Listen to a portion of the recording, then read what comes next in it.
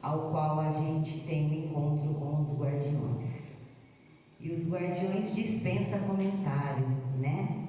São os grandes e fortes soldados incansáveis de Cristo. São eles os responsáveis em todas as áreas da nossa vida, em todos os campos espirituais, em todos os sítios e mundos paralelos pertencentes à Terra, os guardiões estão presentes. É através dele que a grande lei, as grandes leis do universo se cumprem, porque há sobre eles a responsabilidade de fazer valer as leis universais. Uma das, a lei da ação e reação. Ou seja, a lei do aprendizado, a força da necessidade do homem aprender e reconhecer os melhores caminhos da evolução. É sempre olhado de uma forma muito de cima. Não é observado pelos guardiões, principalmente os planetários, situações particulares. Ah, mas então cada um não tem o seu guardião? Sim, todos nós temos o nosso guardião. Mas esse guardião que está à mercê, né, dos nossos cuidados e também de aplicar as leis na nossa vida, ele é um guardião com essa responsabilidade, né? Ele é um soldado do Cristo que tem essa responsabilidade. Mas todos os meios, todos os ambientes, natureza, também existe os guardiões. Nada existe, nada se movimenta sem a atuação dos guardiões, porque eles ficam o tempo todo redirecionando a mente, as consciências. Quando eu falo as consciências, engloba tudo: a humana, a natural, a mineral, os animais, tudo está sobre a lei do progresso. Então nada regride, apenas estaciona em alguns casos. Mas a principal, né, responsabilidade dos guardiões é estar dissolvendo esses ângulos de caroço que impedem que a pessoa, ou que um meio, ou que uma habitação, ou uma região selvagem não evolua por algum motivo, né? E tudo isso funciona ao mesmo tempo. Então toda catástrofe natural, o tsunami ou enchentes, são caos provocados pelo homem, pelos seus excessos, pela falta de consciência natural. Então, quer nós aceitemos isso ou não, é uma realidade. Portanto, a consciência da preservação do meio ambiente se faz nesse momento extremamente necessária, porque os guardiões receberam do todo,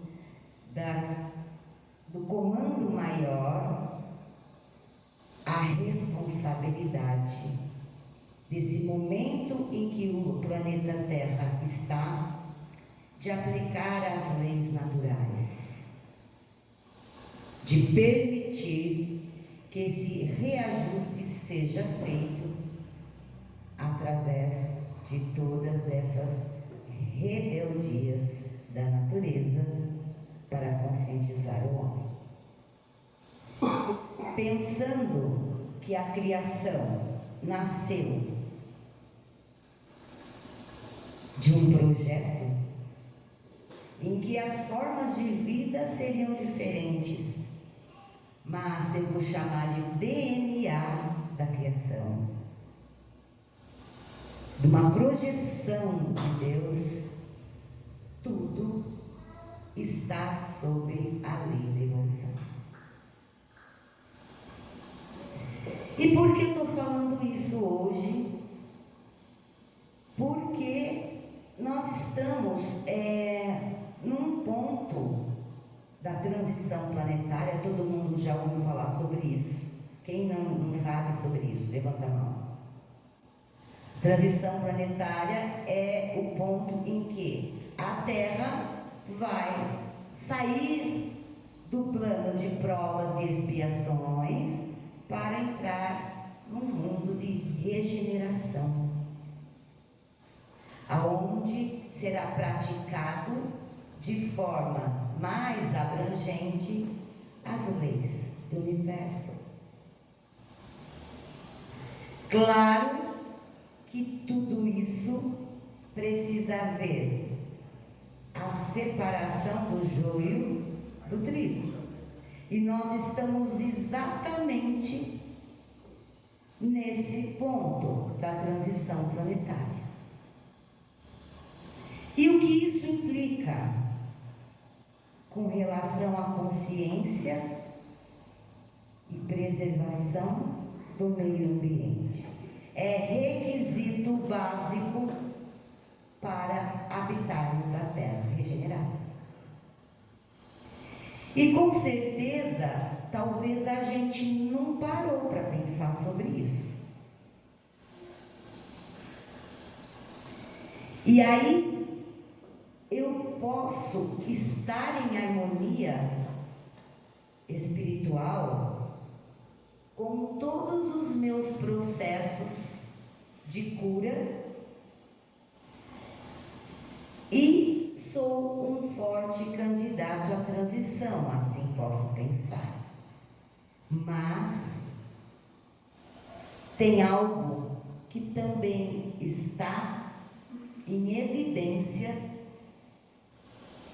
para habitar a Terra regenerada, que é a consciência, o respeito, o amor, ainda que não seja incondicional, porque estamos longe disso, mas o despertar, então, para esse amor é requisito básico para habitar a Terra regenerada,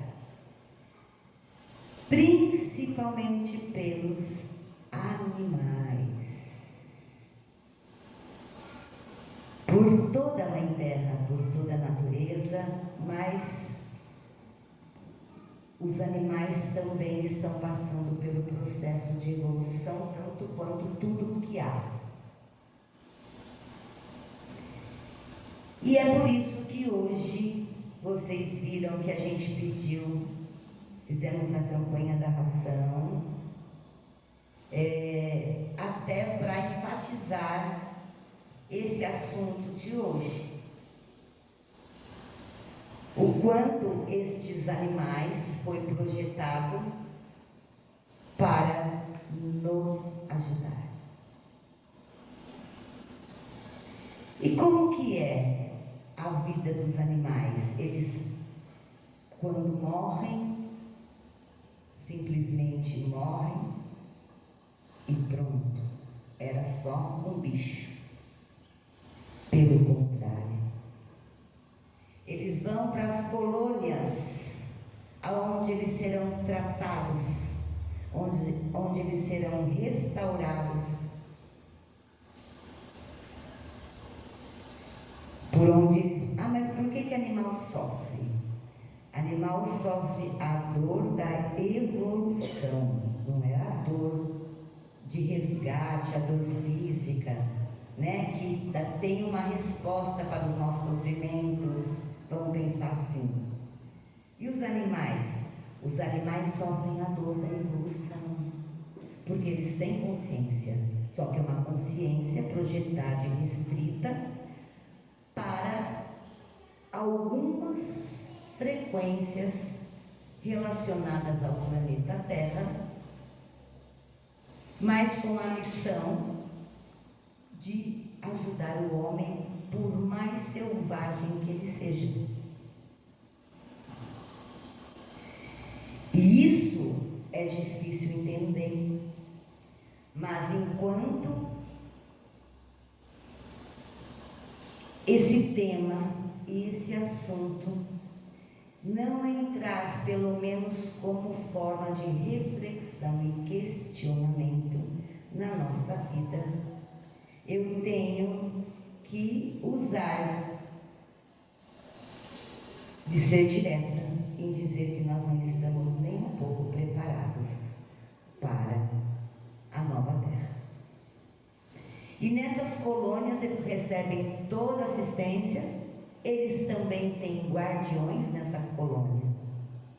Tem os socorristas, tem os especialistas que cuidam deles, os médicos, os animais, o espírito e tudo mais, mas também tem os guardiões daquelas colônias. E uma espiritualidade, uma guardiã, disse que eles estão sendo recrutados em massa para aplicar a lei com relação aos animais. Aplicar a lei em quem? Em nós. Devido, é claro que também evoluímos muito. Hoje, mas muita gente já tem essa consciência, né? Esse amor, essa dedicação, esse envolvimento, mas muito falta ainda para entendermos que os animais são nossos irmãos. É feito do mesmo, projetado do mesmo DNA, que é uma palavra que eu usei, que foi projetado em nós.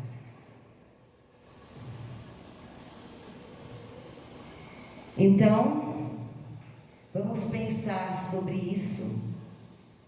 Nós temos planos, mundos, planetas em que vivem os animais já num grau de evolução maior, em que, junto com os habitantes humanos, vamos dizer assim, ainda que numa outra constituição física, trabalham incessantemente para a evolução da Terra.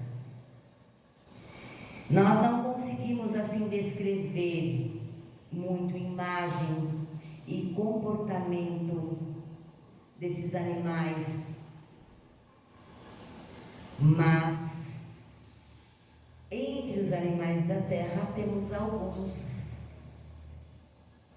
que vestiram uma roupagem de um animal da terra, de um cachorro, de um gato, de um cavalo e de qualquer outra espécie, mas que eles já habitaram esse mundo do animal trabalhador e evoluído. E alguns deles, em algum momento, são enviados para cá. A gente já deve ter visto, né? Hoje as redes sociais nos mostram muita inteligência animal. Quem aqui acompanha, a gente percebe assim coisas impossíveis, e que se a gente se remeter ao nosso passado, os animais não eram assim. Por mais inteligente que eles fossem, não era tão quanto é hoje. Então, não é a parte de nós, o mundo natural e animal, não é a parte de nós. E é um requisito básico, pelo menos para despertar o nosso respeito, é a nossa gratidão pelos animais, pelo mundo animal.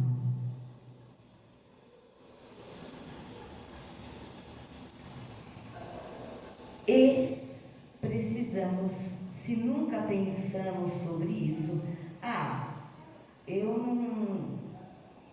não gosto, mas assim, eu não maltrato tal. Não é mais o suficiente. Esse é o mínimo para ser considerado humano. Mas é preciso revermos os nossos conceitos de que eu não maltrato. É preciso. É preciso porque está diretamente ligado à minha consciência, à minha mente, ao meu momento de fazer parte do grande projeto para a Terra, nova era. Então fica a reflexão. Nossa, mãe Érica, mas eu tenho feito muitas coisas, eu ajudo muitas pessoas, ou então mas só por eu não é só por, é preciso mudar esse sentimento e essa mentalidade com relação ao mundo natural. É apenas isso. Mas eu faço tudo de bom agora porque eu não gosto de bicho, eu não vou. Tem alguma coisa errada. Tem alguma coisa errada nesse pensamento. Bom, eu não tinha pensado nisso, mãe. Então, por favor, vamos pensar nisso. É um conselho muito importante e que seria muito bom que vocês refletissem um pouco a respeito disso. Se formos contar as milhares de histórias,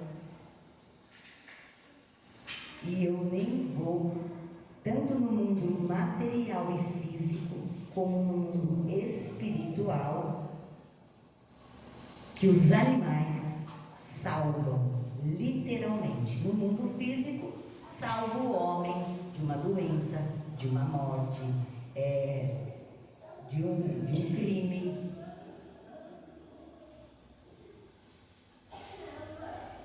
Isso é um ponto. No mundo físico é assim. E no mundo espiritual não é diferente, porque eles conseguem transmutar energia, ou seja, eles circulam tanto no campo físico como no campo do astral. Eles não vivem só materialmente, eles vivem materialmente e trabalham na nossa atmosfera do mundo astral. E para quem tem bastante animalzinho, em especial o gato, eles tiram a gente de muita cilada em desdobramento. E com muitas situações irreversíveis para o nosso espírito. Eles estão presentes. Está lá seu gatinho dormindo e você. Ele está numa empreitada de te ajudar, sempre orientado por um guardião. Mas tem coisas que só os animais podem fazer. Então, se até os guardiões recrutam a ajuda desses bichinhos, o que mais precisamos entender da sua importância, da sua direta importância, a minha passagem para a Terra regenerada. Ok? Então vamos pensar um pouquinho mais sobre isso. E hoje eu tirei para falar dos animais, juntamente com a participação dos guardiões. E temos alguns testemunhos de fé, que são pessoas que tiveram, né, a sua experiência de fé. São muitas, mas que hoje vão nos presentear com o seu testemunho de fé junto com a espiritualidade. Quem vem? Boa tarde a todos, meu nome é Bruna. No meio desse ano, agora, por volta de junho ou julho, vão fazer 6 anos que eu trabalho na corrente do Centro Cabocliara. Em maio, mês que vem, 6 anos que eu comecei a frequentar o Centro Cabocliara. Eu acho que, como muitos aqui vão me entender, é aquele famoso ditado: se não é pelo amor, é pela dor. E eu vim pela dor, no desespero de perder uma pessoa que eu mais amava na minha vida, que era minha mãe. Em 2016 a gente descobriu um aneurisma nela. Se não emocionar, desculpa, gente, porque ainda é ruim, não é fácil. Bom, fomos em vários médicos, todos os médicos falavam a mesma coisa, que a minha mãe não tinha condições de fazer uma cirurgia fraca, que ela podia ficar na mesa. Então era aquela coisa: se correr, o bicho pega; se ficar, o bicho come. Mas em 2016 a gente conseguiu uma consulta num hospital especializado em vascular, em São Paulo, onde tudo mudou. A gente conseguiu, sim, fazer com que, de uma forma ou outra, fosse realizada a cirurgia.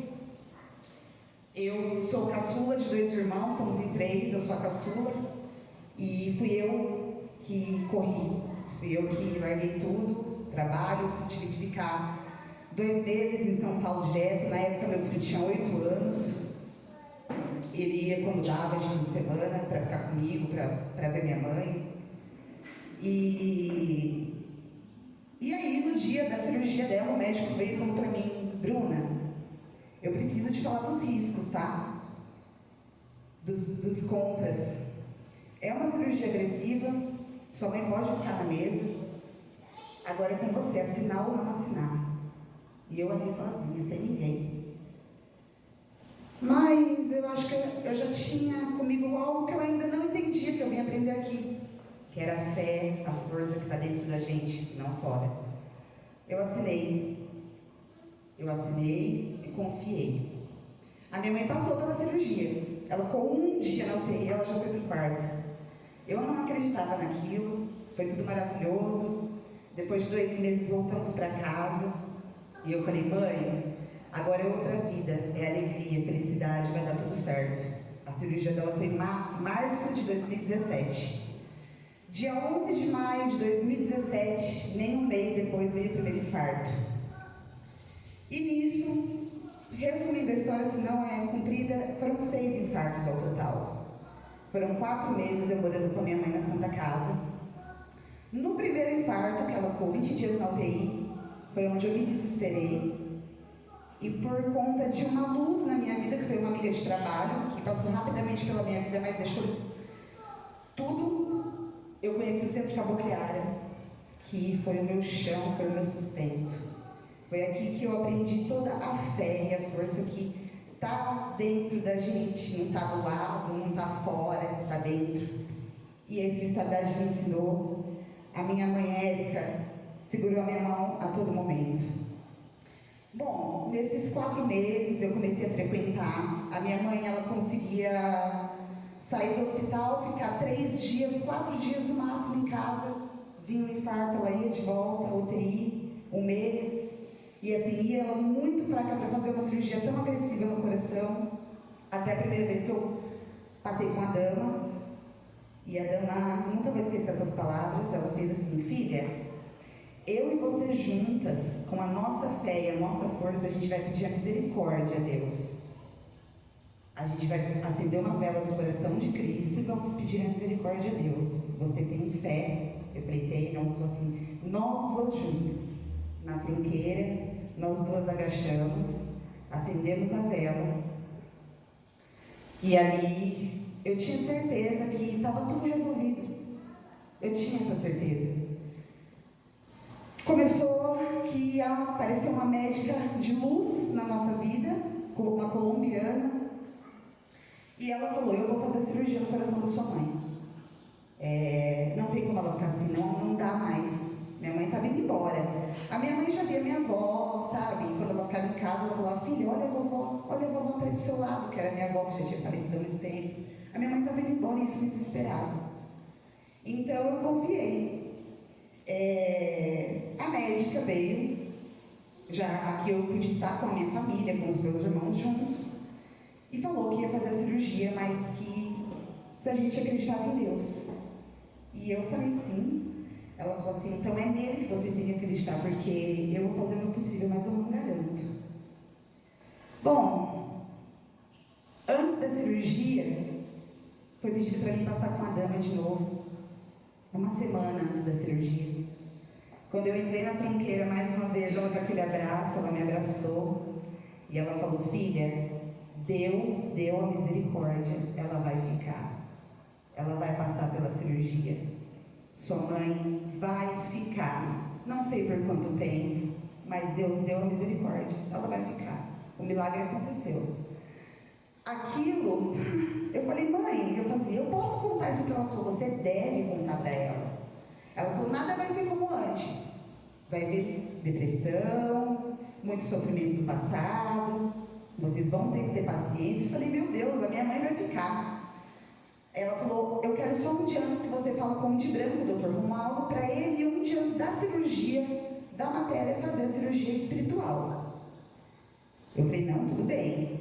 Bom, chegou um dia antes da cirurgia, a gente deu o nosso jeitinho para entrar na Santa Casa, que não podia, né? Na hora da visita era bem restrito. Entramos pelo fundo, a mãe Érica, a ermita, Dr. Romualdo, com toda a cautela, sutilmente chegou, fez a cirurgia na minha mãe.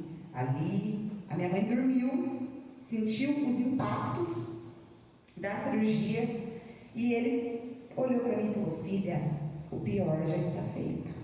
Amanhã vai dar tudo certo. A minha mãe, 7 horas da manhã, e eu era a força da minha mãe. Eu sempre fui muito alegre, então eu não abria mão de dormir com ela, de estar com ela. Minha mãe era uma pessoa muito amada, muito. Então, ele olhou para mim e falou: filha, já fiz tudo. Saiu, foi embora, eu agradeci a minha mãe Érica. E chegou o dia da cirurgia. A minha mãe entrou às 7 da manhã para fazer. Foi uma cirurgia de 10 horas. A família toda esperando lá fora. Quando eu entrei para saber notícias e vi a médica saindo, ela falou assim: acabou. Eu fiz o que eu pude, ela está lutando pela vida. Se você quiser esperar aqui, ela vai passar, né? Vamos trazer ela para a UTI. E aí eu e os meus irmãos estavam ali. Meus irmãos não quiseram ver ela toda entubada, mas eu entrei junto na UTI. Eu olhei para ela e falei: mãe, você conseguiu. Acabou, você conseguiu. Naquele momento eu tinha certeza. Resumindo, gente, eu tive uma força que eu não sabia que eu tinha, porque o Centro Cabocliara me ensinou isso. A minha mãe voltou, a minha mãe passou a cirurgia, a minha mãe ficou maravilhosa, e a dama falou, ela vai entrar por esse portão, e todo mundo vai abraçar, e foi isso que aconteceu. A minha mãe frequentava aqui, vinha toda feliz, todo mundo abraçou, todo mundo teve a oportunidade. Ela ficou com a gente 8 meses, foi o suficiente para mim aprender muita coisa, até que um dia veio mais um infarto depois desses 8 meses, e aí o pesadelo veio de volta, ela foi para UTI. No que ela, antes de ir para UTI, ela estava na emergência. Falei já, a minha mãe Érica, ela sabe tudo, né? Ela já ligou, filha, o que está acontecendo? Eu já contei, ela me acalmou. Minha mãe, para subir para a UTI, eu peguei na mão dela e falei, mãe, vai dar tudo certo, filha. Dessa vez a mamãe não vai voltar. Eu não vou conseguir. Eu não tenho mais força. Eu sabia que ela não ia, mas a gente não quer. A gente nunca quer. Por mais força que a gente tenha, por mais fé, por mais que a gente acredita que sim, aqui é uma passagem, a gente tem toda uma vida pela frente do nosso verdadeiro, né? Mas a gente não quer, a gente é egoísta, a gente quer sofrendo, mas a gente quer do nosso lado. Bom, ficou uma semana na UTI. Na quinta-feira, a minha mãe Érica me ligou, e toda a sustentação que eu tive aqui no centro, dos meus irmãos, de toda a espiritualidade, que eu não sei como eu agradeço tanto nesse lugar. Ela me ligou, ela fez, filha, eu posso ir na visita hoje da UTI? Eu falei, pode, então você entra no meu lugar. Eu sabia por que ela ia na visita, mas eu não queria acreditar. Né? A gente nunca quer, a gente sabe, no fundo a gente sempre sabe, sempre está ali, mas a gente não quer acreditar, esse é o nosso problema. Ela foi na visita e ela foi desligar a minha mãe. E a minha mãe sabia, porque ela chegou, ela falou, e aí, Meiroca, vamos voltar para casa? E a minha mãe respondeu que sim, vamos voltar para casa. Naquele momento ela saiu, me chamou, ela falou, filha, entra, vai ver sua mãe, porque eu vou entubar ela. Subiu uma quente em mim, porque eu sabia que não ia me entubar, eu sabia que a minha mãe estava indo embora, que ela foi para desligar, fazer a passagem e tudo mais. Mas a minha mãe me esperou. Não deixaram eu entrar mais, porque já começou a pintar, ela estava tendo outro infarto ali mesmo. Mas não entubaram, eu consegui fazer a visita da noite, eu consegui. Ela estava lá. Totalmente já, eu sabia que ela já estava lá, muito mais lá do que aqui. Mas eu consegui falar tudo, o que ela sempre soube, que eu sempre demonstrei, que graças a Deus eu fiz tudo pela minha mãe. A minha mãe era tudo para mim. E me despedi, e eu sei que ela foi em paz, porque a hora que eu estava ali, ela deu tchau para alguém. E eu olhei e falei, mãe, para que você deu tchau? Ela falou, você não viu, filha? Que bebê maravilhoso que passou aqui. E já eram as luzes maravilhosas, já era o Dr. Romualdo com a sua equipe esperando ela estava muito bem amparada. Então, esse ano vai fazer 5 anos que a minha mãe foi. Tem dias que é difícil ainda, viu, gente? Não é fácil. Tem dia que é insuportável, mas aqui eu aprendi a lidar com a dor. Tem dia que é desesperador, mas aqui eu tenho uma força que eu achei que eu nunca ia ter na minha vida. Então, tá tudo dentro da gente. Tudo, gente, tudo. E acreditem, tenham fé. Enquanto tiver esperança, e milagres existem, viu? Gratidão a todos.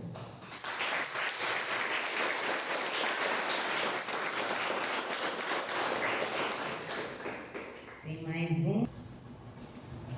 Boa tarde a todos. Eu sou a Ariane. Se eu for falar depoimento, eu vou ficar aqui horas, né? Mas eu vou contar para vocês o mais recente. Em janeiro eu perdi mais um bebê. Ano passado eu tinha perdido um. Em janeiro eu perdi mais um. E no ato da curetagem eu tive uma hemorragia muito forte. Precisei tomar 2 bolsas de sangue. E eu estava desencarnando ali na mesa.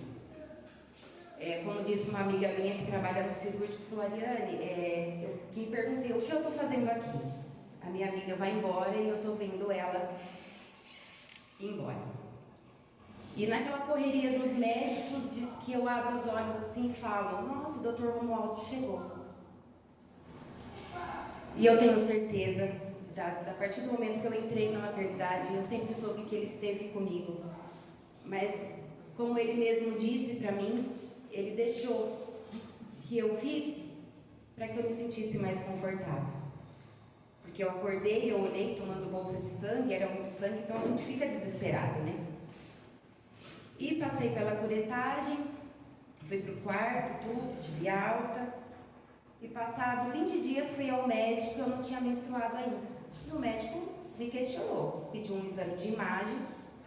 Acredito que por conta da hemorragia forte que eu tive, a curetagem não foi bem sucedida.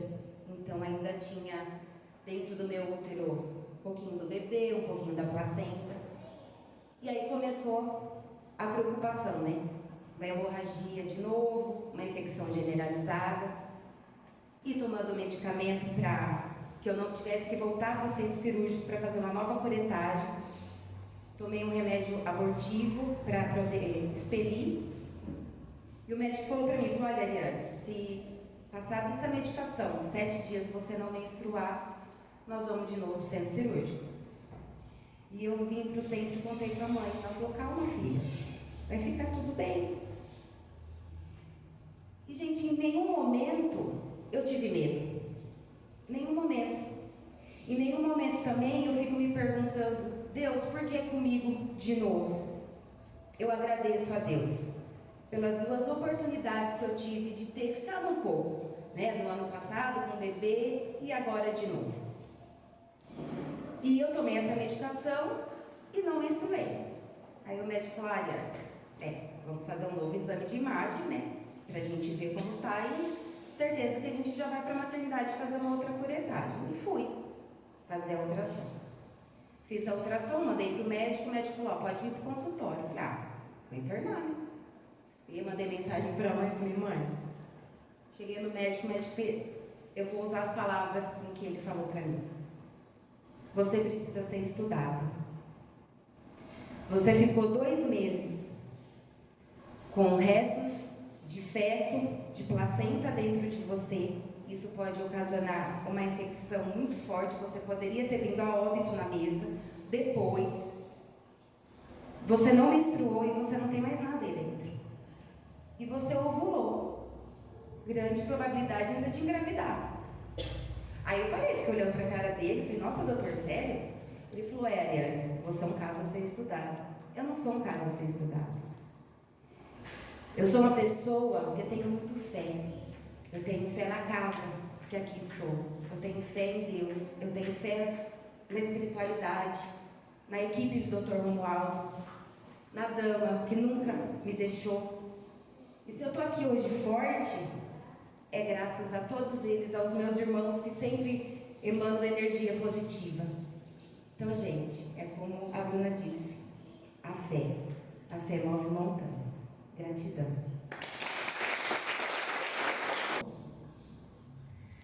Bom, gente, é isso, né? Na verdade, esses testemunhos eu abro para que as pessoas possam falar, mas é pela honra e glória da espiritualidade. Na verdade, essas entidades, elas trabalham aqui, as entidades maravilhosas, os espíritos que trouxeram os meus filhos para casa. Porque nem Dama, nem eu, nem Dr. Romualdo conseguiria esse resultado espiritual se não fosse por toda essa espiritualidade. Por todas as pessoas, por todas as entidades que aqui trabalham em harmonia, que trabalham juntos, que estão presentes o tempo todo para erguer quem é que seja. Então aqui eu deixo a minha gratidão a todas as entidades, todas, não dá para falar todos os nomes, porque eu nem lembro, né, se eu quisesse, mas nós temos aqui. Eu costumo dizer que eu sou coruja não só dos filhos, mas da espiritualidade que os acompanha. Então aqui a gente sempre cita um nome, mas por quê? Porque a gente sabe que é um conjunto. E não existe dama. Dama é apenas um nome usado por uma grande corrente, que é a corrente de guardiões da casa. A mesma coisa o Dr. Romualdo. Também tem o amparo de muitos médicos, o Bezerra de Menezes e todas outras equipes que nós desconhecemos, mas que com certeza estão juntos fazendo a diferença. Então, a minha gratidão para o povo da espiritualidade, sabe que é com muito amor, com muita honra à espiritualidade que aqui trabalha, que eu estou dizendo isso. Muito obrigada, todos vocês de cima, todos vocês da terra, pela confiança. Porque se aqui vocês estão, é porque vocês confiam. Dentro de um limite, dentro da experiência que vocês têm, mas vocês confiam. E basta. Esse já é um passaporte para melhora, para sustentação, para o consolo e por que não dizer para muitas coisas. Bom, uma boa tarde a todos e que todos levem para os seus lares as bênçãos que vieram